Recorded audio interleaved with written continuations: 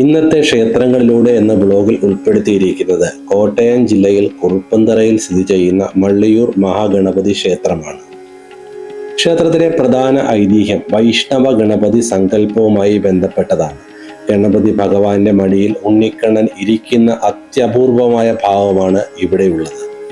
വൈഷ്ണവ ഗണപതി സങ്കല്പം സംബന്ധിച്ചുള്ള ഐതിഹ്യം എന്ന് പറയുന്നത് പ്രശസ്ത ഭാഗവത പണ്ഡിതനായിരുന്ന മള്ളിയൂർ ശങ്കരൻ നമ്പൂതിരി ക്ഷേത്രമണ്ഡപത്തിൽ ഇരുന്ന് നിരന്തരം ഭാഗവതം വായിക്കുകയും അവിടെയുള്ള ഗണപതി ഭഗവാൻ ആ ഭാഗവത കഥകൾ കേൾക്കാൻ ഉണ്ണിക്കണ്ണന്റെ മടിയിൽ ഇരുത്തി താലോലിക്കുന്നു എന്ന സങ്കല്പമാണ് വൈഷ്ണവ ഗണപതി എന്നുള്ളത്.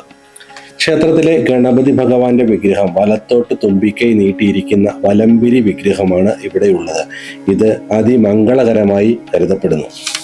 ക്ഷേത്രത്തിലെ പ്രധാന വഴിപാടാണ് മുക്കുറ്റി പുഷ്പാഞ്ജലി. വിഘ്ന നിവാരണത്തിന് ഭക്തർ ഇത് പ്രധാനമായും നടത്തി വരുന്നു. മുക്കുറ്റി പുഷ്പാഞ്ജലി സാധാരണയായി ഒരു ദിവസം 5 എണ്ണം മാത്രമേ നടത്തുകയുള്ളൂ. അതിനാൽ മുക്കുറ്റി പുഷ്പാഞ്ജലി നടത്തുന്നതിന് മുൻകൂട്ടി ബുക്കിംഗ് അത്യാവശ്യമാണ്.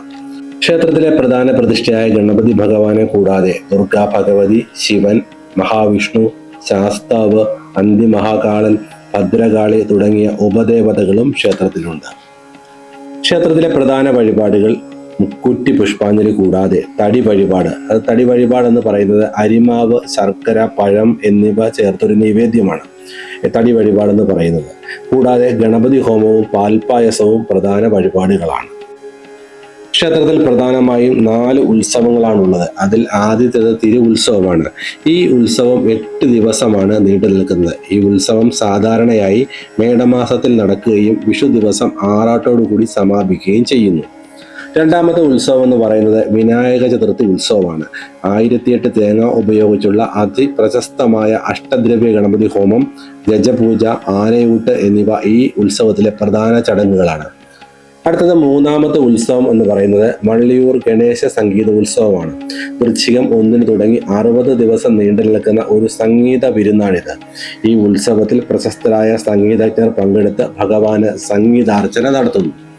പിന്നെ നാലാമത്തെ ഉത്സവം എന്ന് പറയുന്നത് മള്ളിയൂർ തിരുമേനിയുടെ ജയന്തിയാണ്.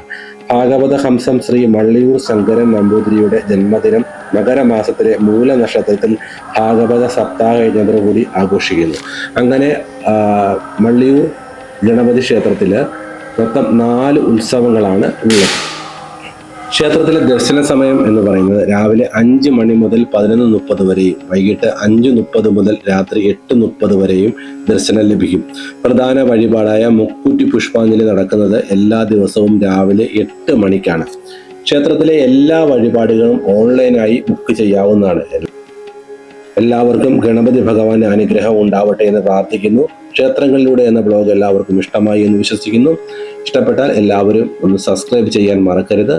അപ്പോൾ മറ്റൊരു ക്ഷേത്രത്തിലെ ഐതിഹ്യവുമായി വീണ്ടും കാണാം. നമസ്തേ.